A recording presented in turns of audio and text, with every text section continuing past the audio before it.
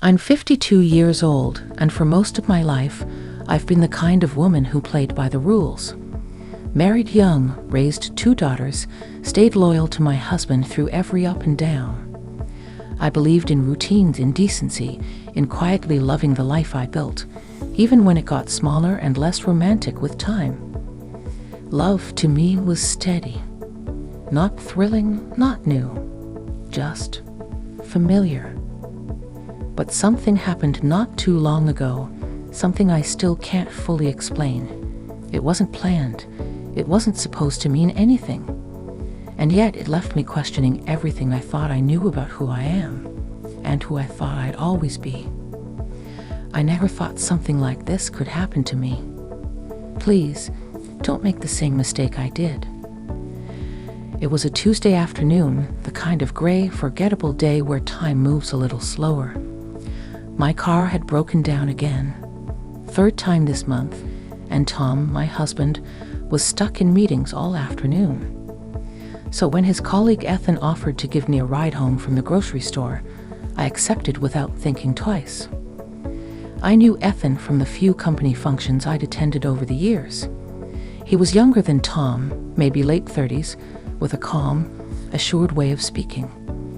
He always seemed polite, respectful, the kind of man who held the door open and looked you in the eye when he asked how you were. And while I never gave it much thought before, I always noticed how his attention lingered, not inappropriately, just longer than most. We made small talk in the parking lot.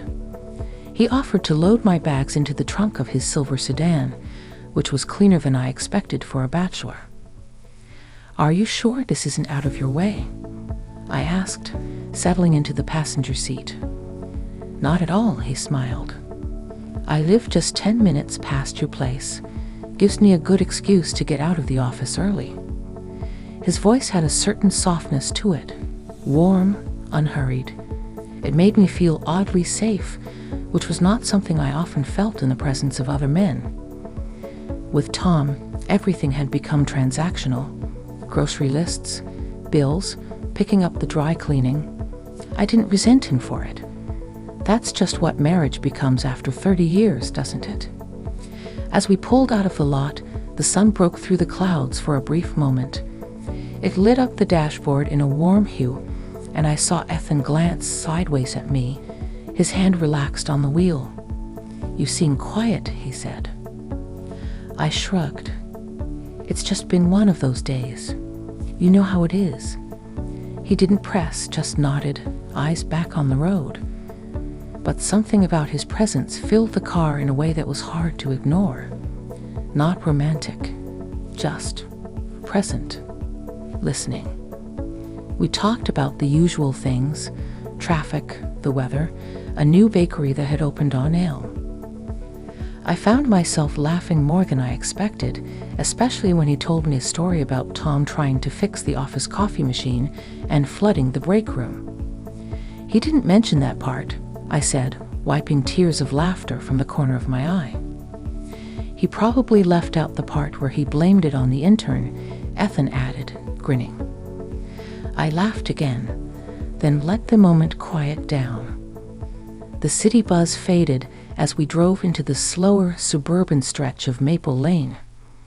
The houses looked washed in golden afternoon light, familiar, safe. Then we came to a stoplight. We idled in silence for a few moments. Something about that stillness felt different, like the moment had taken a breath of its own. Ethan turned to me, not dramatically, not like in a movie, but just enough to meet my eyes. "May I ask you something, Sarah?" I nodded, unsure why my pulse suddenly felt louder. "Do you ever wonder if you're still seen?" The question hit me in a place I hadn't visited in a long, long time. "Seen," I repeated softly. He nodded again. "I mean, as more than someone's wife, someone's mother. Just you." I looked away toward the window, toward the houses rolling by, trying to keep my voice steady. "All the time," I said. The light turned green, but we didn't move right away. He waited a beat, as if giving me space to say more. I didn't. I couldn't. And then gently he pressed his foot to the gas and the car rolled forward. We didn't speak for a few minutes. The air had changed, thicker, quieter. But my thoughts were racing. The ride continued in silence for a while, but it wasn't the kind of silence that begged to be filled. It felt more like something was unfolding between us, slowly, cautiously. I sat with my hands folded over my purse, staring out the window, pretending to admire the neat rows of houses and blooming lilacs in front yards. But inside, I was somewhere else entirely. What Ethan had asked me at the stoplight lingered in my mind like a dropped stone still rippling across the surface. Do you ever wonder if you're still seen? He hadn't meant it flirtatiously, or maybe he had. I wasn't even sure anymore. But either way, it was the first time in years that someone looked at me and didn't just see Tom's wife, or the woman who always brings potato salad to the cookout. We turned onto my street, and I glanced over at Ethan. His profile was calm, focused. There was no smirk, no knowing look. He wasn't trying to push me anywhere. He had simply noticed me. "Thanks for the ride," I said softly as he pulled into my driveway. He didn't put the car in park, just idled there. "Sarah," he said, his voice quiet but certain, "I didn't mean to make you uncomfortable. I hope I didn't." "You didn't," I replied quickly. "It's just, no one's asked me something like that in a long time." He looked over at me then, really looked, and I felt like I had to do something with my hands, with my eyes. Anything to anchor myself. "I've seen the way you carry yourself," he said. "There's something in you that's still very alive. But I get the sense you've been told to keep it tucked away." I felt heat rise to my cheeks, not embarrassment exactly, but a flush of awareness of being spoken to in a language I hadn't heard in years. I didn't know what to say to that, so I just reached for the door handle. But before I could open it, he said, "If it's okay, could I walk you to the porch?" I hesitated. The rational part of me, the one that managed bills, baked birthday cakes, and reminded Tom to take his blood pressure pills, screamed no.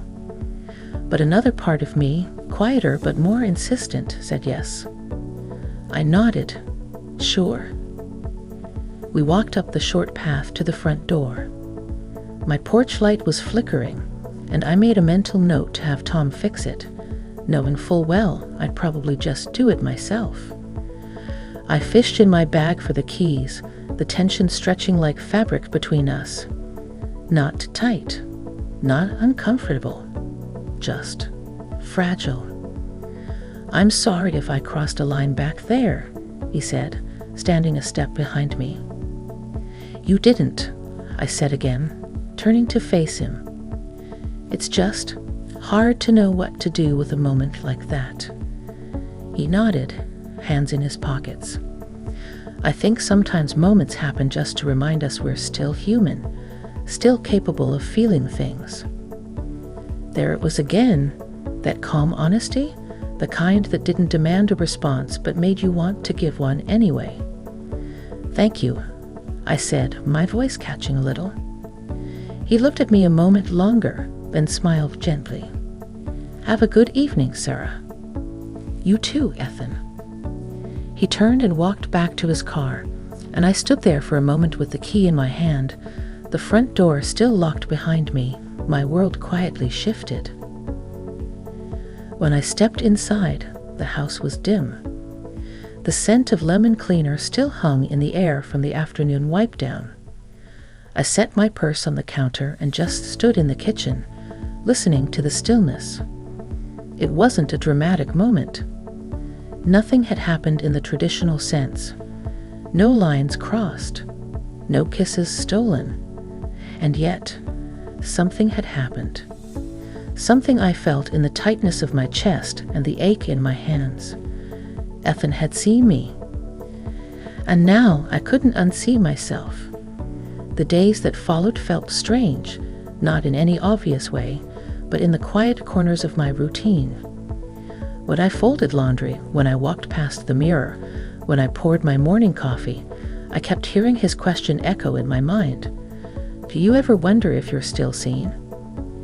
It haunted me in the gentlest way. Tom didn't notice anything different. He rarely did anymore.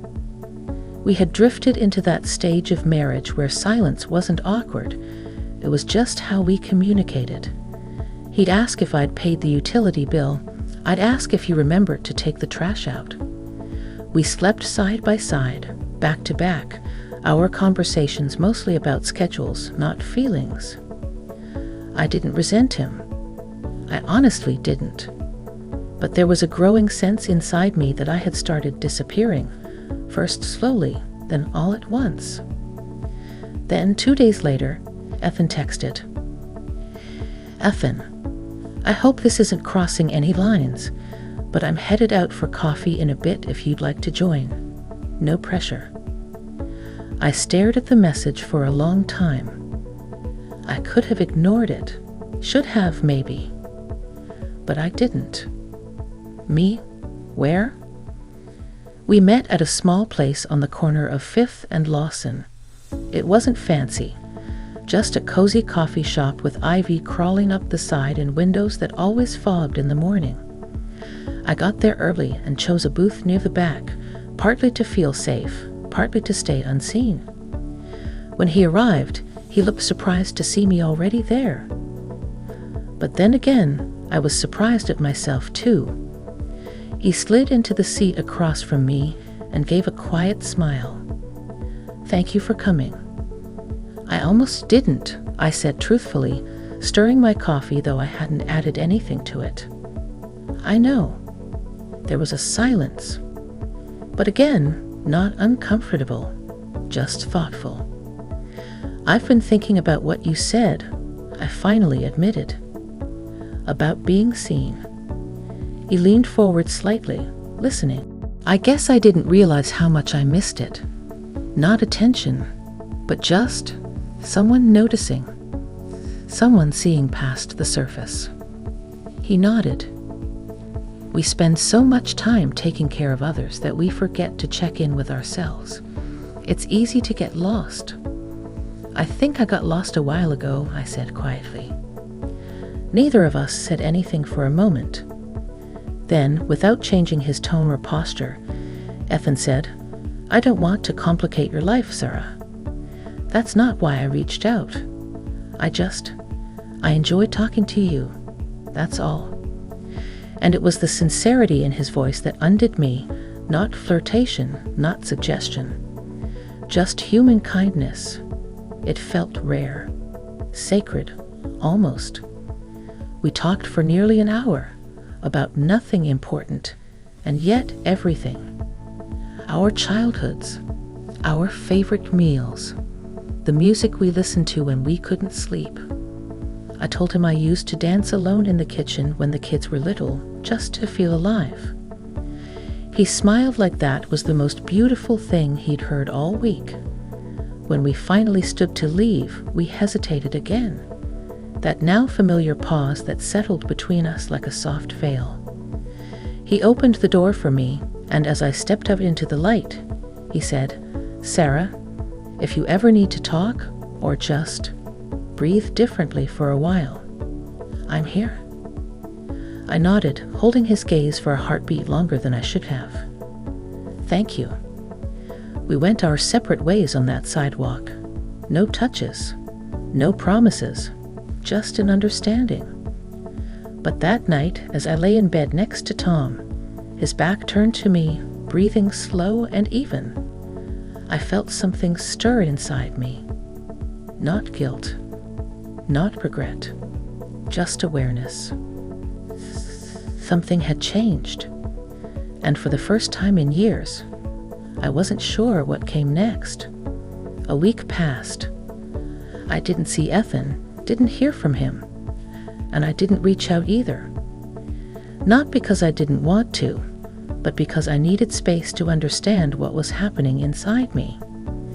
I walked through my days like a woman carrying an invisible question in her pocket. It wasn't about Ethan. Not really. It was about me. Who had I become? Who was I still allowed to be? One evening, after Tom had gone upstairs to watch the news, I stayed back in the kitchen, wiping the same clean counter over and over. My reflection in the window stared back at me, older, softer, but still here. Still someone.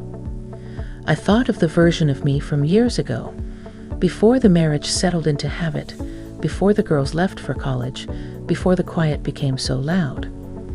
That woman danced barefoot on tile floors, made messes in the kitchen, read poetry late at night. That woman hadn't vanished. She was just waiting. And somehow, a single question from a man I barely knew had cracked the shell I'd built around her. That night, I told Tom I needed to talk. We sat at the dining room table, just like we had when we were young and broke and dreaming. I looked at him, really looked. The man I'd built a life with. The father of my children. My partner, even now. I've been feeling invisible, I said. He blinked, surprised. What do you mean? I mean, I don't think you really see me anymore. I don't think I've let you. He sat back, folding his arms. Where is this coming from? I hesitated, choosing my words carefully. From a place inside me that's been quiet for too long. I didn't tell him about Ethan, not because I was hiding something, but because this wasn't about another man. This was about the woman I'd stopped being, the woman I wanted to remember. Tom looked down, rubbed his jaw the way he always did when he didn't know what to say. I guess I just thought we were comfortable. We are, I said. But I want more than comfortable. I want to feel alive.